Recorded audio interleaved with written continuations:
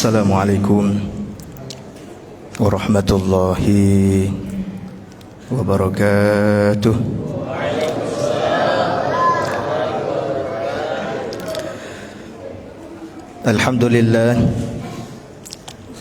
Alhamdulillahilladzi ja'alna wa iyyakum min ibadihis shalihin. Asyhadu an la ilaha illallah wahdahu la syarikalah al-malikul haqqul mubin. Wa asyhadu anna Muhammadan abduhu wa rasuluhu shadiqul wa'dil amin. Allahumma shalli wa sallim ala sayyidina Muhammad wa ala alihi wa ashabihi ajma'in, amma ba'd. Bapak Ibu sidang jemaah salat subuh yang insyaallah dirahmati dan dimuliakan oleh Allah,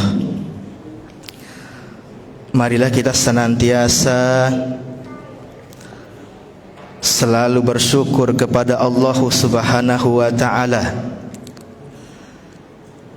karena bagaimanapun dialah Allah yang menjadi satu-satunya orientasi penghambaan seluruh makhluk di alam semesta ini.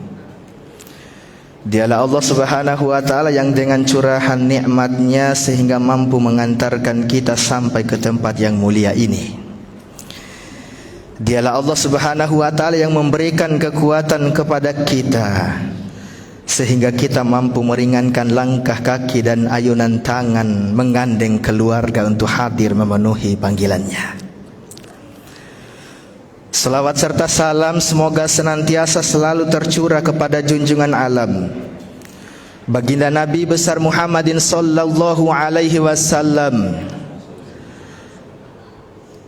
Beliau yang telah berjuang sekuat tenaga, mulai dari pengorbanan harta bendanya bahkan sampai pada pengorbanan jiwa dan raganya, hanya untuk mengeluarkan umat manusia minadz-dzulumatil jahli ila ufuqil ilmi wal ma'rifat.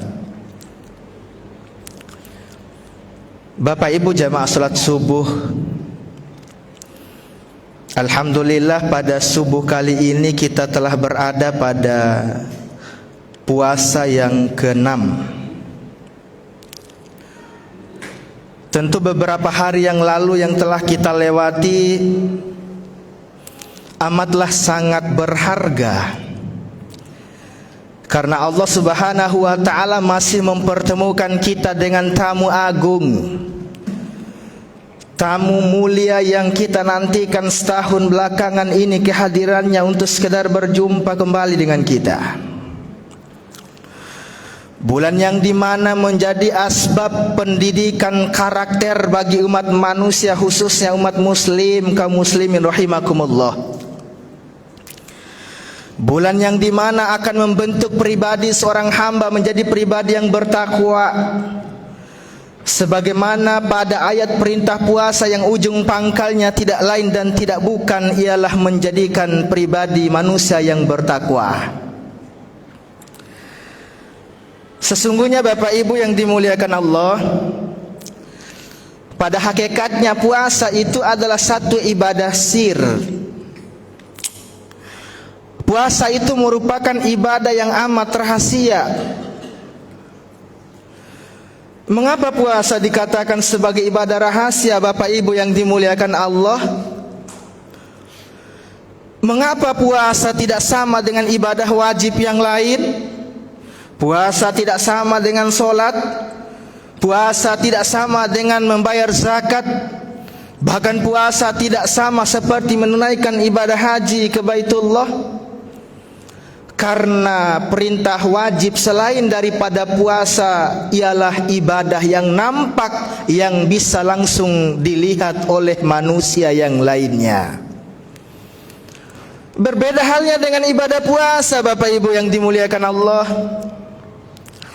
Makanya puasa itu hanya kita yang berpuasa dengan Allah yang tahu. Ini menandakan bahwa ternyata puasa itu membentuk karakter manusia menjadi pribadi yang jujur. Jujur kepada siapa Bapak Ibu?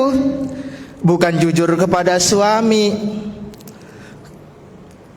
Karena suami istri satu kamar pun belum tentu mengetahui apakah suami atau istrinya berpuasa atau tidak. Karena sejengkal terhalang penglihatan kita kepada orang yang kita anggap berpuasa, siapa tahu dia di belakang kita tidak berpuasa. Makanya puasa pada hakikatnya disebut sebagai ibadah yang rahasia. Kemudian selanjutnya Bapak Ibu yang dimuliakan Allah, selain daripada puasa itu merupakan ibadah yang rahasia, ternyata puasa juga ini Bapak Ibu akan membentuk pribadi manusia yang beriman sekaligus juga bertakwa. Sekarang kita coba perhatikan ayat dari perintah puasa. Kita semua pasti hafal ayatnya Bapak Ibu. Bahkan anak-anak pun bisa hafal itu ayatnya, saking familiarnya di telinga itu. Ya ayyuhalladzina amanu kutiba alaikumusiyam kama kutiba alal ladzina min qablikum la'allakum tattaqun. Pada pembukaan ayatnya Allah panggil dengan kalimat hai orang yang beriman. Bukan Allah panggil dengan kalimat ya ayyuhan nas. Bukan Allah panggil dengan kalimat ya ayyuhal muslimun. Allah tidak panggil kita dengan panggilan hai umat manusia telah diwajibkan atasmu berpuasa, tidak. Atau hai kaum muslimin yang mengaku berislam telah kewajibkan atasmu berpuasa, tidak. Tapi Allah itu panggil dengan panggilan yang paling indah Bapak Ibu.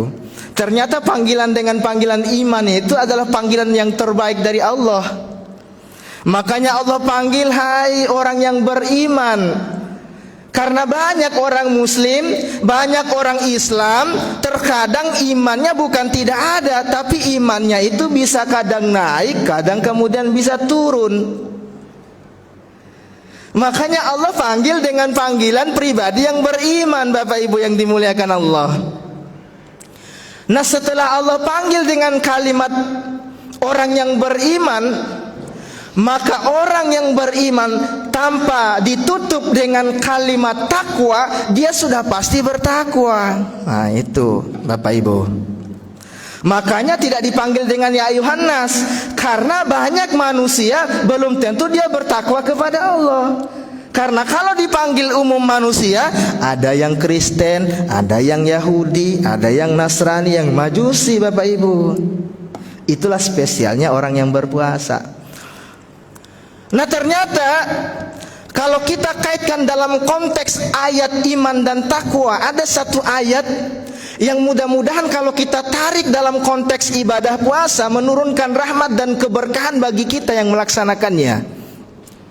Walau anna ahlal qura amanu wattaqau lafatahna alaihim barakatim minas samawati wal ard. Jadi ternyata apa kata Allah, andai kata jadi orang-orang itu beriman dan bertakwa kepadaku kata Allah, maka aku akan menurunkan rahmat dan keberkahan dari pintu-pintu langit dan dari dasar-dasar bumi. Makanya orang yang berpuasa karena imannya itu Bapak Ibu akan mendapatkan berkah dan rahmat dari Allah. Maka pantas ketika Nabi misalkan sebutkan dalam hadisnya, kamin so'im laisa lahu min siyamihi ilal ju'i wal atas. Kemudian di hadisnya yang lain beliau ucapkan, man shoma ramadhana imanan wahtisaban ghufira lahu ma taqaddama min dzambi. Jadi dua hadis yang berbeda dengan dua konteks yang berbeda pula. Hadis pertama menjelaskan banyak orang yang berpuasa, banyak orang muslim, banyak orang Islam Bapak Ibu yang berpuasa tapi tidak mendapatkan apa-apa dari puasanya. Hanya merasakan menahan dari rasa lapar dan dahaga toh. Kenapa? Karena tadi Bapak Ibu, imannya dia tidak dasarkan dengan iman untuk melaksanakan ibadah puasa. Maka di hadis yang kedua Nabi sebutkan, barang siapa yang berpuasa atas dasar imannya kepadaku kata Allah, aku akan ampuni dosanya yang telah lalu. Coba bayangkan betapa luar biasa itu balasan bagi orang yang berpuasa, Bapak Ibu. Kemudian selanjutnya, apa hakikat puasa yang selanjutnya, Bapak Ibu yang dimuliakan Allah? Ternyata kalau kita pahami secara sederhana, puasa itu bukan toh menahan lapar dan haus. Karena kalau kita mendefinisikan puasa, shaum asyam itu ialah kan menahan diri dari segala hal yang membatalkan puasa, mulai dari terbitnya fajar sampai terbenamnya matahari. Itu kan secara definitif. Apa yang ditahan, Bapak Ibu yang dimuliakan Allah? Hal-hal yang membatalkan puasa. Ada mungkin di sini Bapak punya istri di belakang, itu kan secara agama sah. Berhubungan badan dengan apapun, dengan cara apapun, masih perintah Allah, itu sah. Tapi bisa tidak Bapak Ibu berhubungan di pagi hari? Bisa tidak berhubungan suami istri di siang hari waktu melaksanakan puasa? Makanya hal yang halal itu bisa berubah menjadi haram ketika tidak dilaksanakan atau dikerjakan bukan pada waktunya. Makanya perlu definisi puasa, sehingga kita terjaga mulai terbitnya matahari sampai terbenamnya matahari. Kita kerja banting tulang sekedar mencari untuk sekedar makan, kemudian kita bawa untuk anak istri, dihidangkan disiapkan, dimasak, tapi belum waktunya berpuasa, berbuka, bisa tidak kita makan, Bapak Ibu? Belum. Itulah spesialnya ibadah puasa. Jadi ternyata puasa itu, Bapak Ibu yang dimuliakan Allah, itu meminimalisir makanan yang masuk ke dalam tubuh. Kalau kita kaji dalam perspektif kesehatan, misalkan puasa itu adalah obat. Bagi siapa? Bagi yang memiliki penyakit. Kalau kita kaji dalam konteks yang lebih dalam kajian keislaman, ternyata meminimalisir sumber makanan yang masuk ke dalam tubuh itu, ternyata kita sedang mengendalikan syahwat jahat, nafsu birahi yang jahat. Ini dijelaskan dalam kitab Qobasun Nuril Mubin min Ihya Ulumiddin. Saya kaitkan dalam konteks kita puasa, dalam kaitannya menahan mengendalikan makanan dan minuman yang masuk ke dalam tubuh kita. Di situ disebutkan, Bapak Ibu, Nabi Yunus yang bertemu dengan iblis laknatullah. Iblisnya itu tertawa gembira, bahagia, menggenggam sesuatu di tangannya. Lantas Nabi Yunus bertemu. Ya iblis laknatullah, sungguh tadi aku melihat engkau tertawa gembira, bahagia, dan aku melihat ada sesuatu yang kamu genggam di tanganmu. Apakah itu? Apa jawaban iblis, Bapak Ibu? Ya Rasul, yang aku genggam di tanganku ini itu adalah segumpal nafsu jahat yang akan aku simpan ke dalam setiap diri manusia yang tidak mampu menjaga, mengendalikan dirinya dari konsumsi makanan yang berlebihan dan makanan yang haram.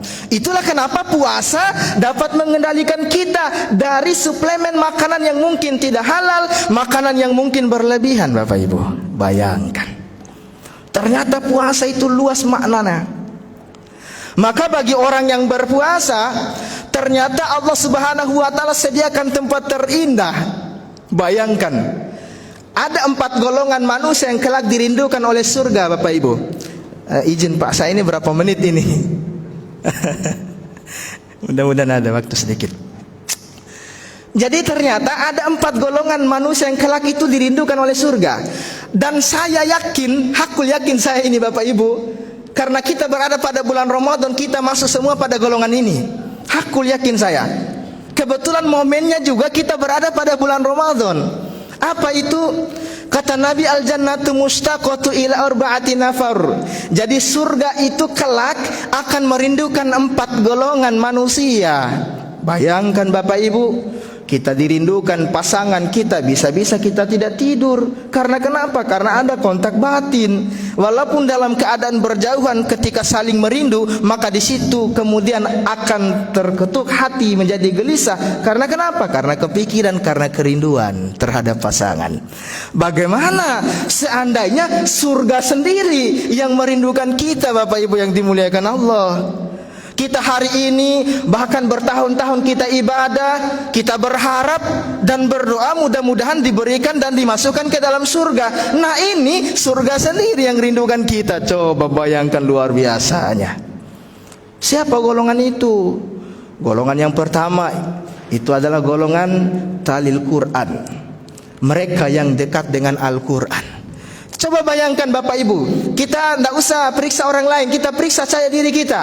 Bandingkan bagaimana posisi kita sebelum Ramadan dan ketika masuk dan berada pada bulan Ramadan. Sebelum Ramadan Bapak Ibu, Al-Quran kita di rumah itu hanyalah sebuah hiasan lemari yang kemudian ditumpuk oleh debu-debu yang tidak pernah disentuh. Tapi ketika masuk Ramadan kita berlomba-lomba. Bahkan ada yang punya cita-cita itu Bapak Ibu, yang di luar nalar itu, menghatamkan dalam waktu puasa, bila perlu dia menghatamkan 30 kali sesuai dengan juznya. Saking semangatnya Bapak Ibu. Itulah berkah Ramadan. Jadi Ramadan mengajarkan orang, manusia untuk dekat dengan Al-Quran. Ini himbauan juga kepada Bapak Ibu yang punya anak. Jadi ternyata Bapak Ibu, dekatkan anak dengan Al-Quran. Kenapa? Karena kelak itu tidak ada syafaat dan penolong yang dapat menyelamatkan kita selain daripada anak kita yang kita bawa, yang kita antar, yang kita didik, yang kita kemudian titipkan di guru mengaji. Mereka akan bawakan mahkota untuk dipakaikan di kepala orang tuanya karena berkah Al-Quran. Kemudian yang kedua, wa mut'imul ji'an. Jadi golongan yang kedua yang dirindukan oleh surga adalah mereka yang memberikan makan kepada orang lain. Bayangkan Bapak Ibu, bulan Ramadan ini tanpa diminta, bahkan kita ingin menawarkan diri hanya untuk sekedar membawakan hidangan makanan buka puasa untuk orang yang berpuasa. Itu juga berkah Ramadan. Dan tidak ada di bulan-bulan yang lain Bapak Ibu, hanya ada di dalam bulan Ramadan. Maka kalau diminta untuk membawakan hanya sekedar untuk berbuka puasa bagi yang berpuasa, bila perlu kita harus semangat untuk membawanya. Kenapa? Karena surga sudah ada di depan mata kita. Orang yang menghalangi memberikan makan kepada orang lain disebutkan dalam Quran surah Al-Ma'un. Ara'aital ladzi yukadzibu bidin, tahukah kalian golongan yang mendustakan agama, kata Allah. Apa ayat yang ketiganya? Ara'aital ladzi yukadzibu bidin fadzalikal ladzi yad'ul yatim wala yahuddu ala ta'amil miskin. Jadi wala yahuddu ala ta'amil miskin, apa menghalangi untuk memberikan makan kepada orang lain, itu ternyata masuk pada golongan atau kelompok yang mendustakan agama. Makanya dengan memberikan makan pantaslah surga merindukan kita. Dan mudah-mudahan orang yang selalu membawakan makan kepada orang yang berpuasa, kelak surga bukan hanya merindukan, tapi betul-betul masuk ke dalam surganya Allah. Yang ketiga, wa hafizil lisan. Orang yang mampu menjaga lisannya. Ternyata ada hadis Nabi itu di riwayat yang lain, bahwa orang yang berpuasa itu harus bisa menjaga lisannya Bapak Ibu. Menjaga lisannya dari apa? Dari berkata yang kotor, dari yang berkata dusta. Jadi lisan harus dijaga Bapak Ibu yang dimuliakan Allah. Ada pepatah itu mengatakan, kalaulah pedang melukai tubuh masih ada harapan sembuh, tapi kalau lidah sudah melukai hati, kemana obat akan dicari. Saking luar biasanya lisan itu Bapak Ibu yang dimuliakan Allah. Makanya penyakit yang ditimbulkan oleh lisan, dia tidak kemudian berbentuk, tapi selalu meninggalkan bekas. Bekasnya di mana? Bekasnya itu di dalam hati. Makanya apa kata Nabi? Man kana yu'minu billahi wal yaumil akhir falyakul khairan aw liyasmut. Barang siapa di antara umatku, kata Nabi, yang tidak mampu menjaga lisannya dari perkataan-perkataan tadi, mengumpat, mencela, memfitnah, berkata dusta, bohong dan lain sebagainya, maka aw liyasmut, diam itu lebih baik. Ternyata Nabi sudah memberikan pengajaran, Bapak Ibu. Makanya orang yang lebih banyak diam itu orang yang selamat. Bahkan saya tutup karena sudah lewat 5.40 itu. Saya tutup terakhir, Bapak Ibu yang dimuliakan Allah. Ternyata lisan ini luar biasa. Bahkan hanya perkara lisan saja, kita itu akan jadi manusia yang merugi kelak di yaumul qiyamah, kata Nabi. Luar biasanya. Makanya pantas orang yang menjaga lisan itu dirindukan surga. Apa kata Nabi ketika duduk bermajelis dengan para sahabat? Beliau bertanya, atadaruna manil muflis? Sahabatku, tahukah kalian golongan yang paling yang mulia atau golongan yang bangkrut di yaumul qiyamah, kata Nabi. Apa jawaban sahabat? Qala al-muflisu fina ma la dirham lahu wala mata. Ya Rasul, sepengetahuan kami, orang yang bangkrut di yaumul qiyamah itu adalah mereka yang tidak punya harta dan tidak punya dirham. Apa kata Nabi? Faqala innal muflis min ummati may ya'ti yaumal qiyamati bi salatin wa siyamin wa zakatin. Qad satama hadza wa qadhafa hadza wa akala mala hadza wa safaka dama hadza wa daraba hadza fayu'ta hadza min hasanatihi wa hadza min hasanatihi fa in faniyat hasanatuhu qabla ay yuqdama alayhi akhidha min khotoyahum faturihat alaihi thumma turiha finnar. Apa kata beliau? Ternyata Bapak Ibu, apa jawaban Nabi? Kelak yang bangkrut di yaumul qiyamah dari golongan umatku itu adalah mereka yang datang bawa pahala solatnya, mereka yang datang bawa pahala puasanya, mereka juga datang bawa pahala zakatnya, tapi mereka juga membawa berbarengan dengan dosa kezalimannya. Dosa kezalimannya itu ada 5. Yang pertama, dosa karena lisannya mencela dan memfitnah. Bahaya, mencela dan memfitnah. Inilah kenapa lisan akan mampu menyelamatkan manusia tatkala kemudian dikunci serapat-rapatnya dan dijaga hanya untuk perkataan-perkataan yang terbaik. Saya tutup dengan satu ayat yang berkaitan dengan manajemen dakwah. Ud'a ila sabili rabbika bil hikmah wal mau'izatil hasanah wajadilhum billati hiya ahsan. Kalau kamu ingin menasehati, mengajak orang, merangkul orang ke dalam jalan kebaikan dan ketaatan kepada Allah, pergunakanlah bahasamu yang penuh dengan hikmah. Bahasa hikmah itu adalah bahasa yang mampu menusuk ke dalam sanubari hati. Sehingga kalau hati sudah terketuk, tanpa dipanggil dia akan terpanggil dengan sendirinya. Tanpa diundang dia akan menghadirkan dirinya dengan sendirinya. Kenapa? Karena hati sudah tersentuh. Pun kalau kamu berdebat, kalau kamu berbeda pandangan, berbeda apapun itu, hendaklah juga berdebat dengan perdebatan dan perkataan yang paling terbaik.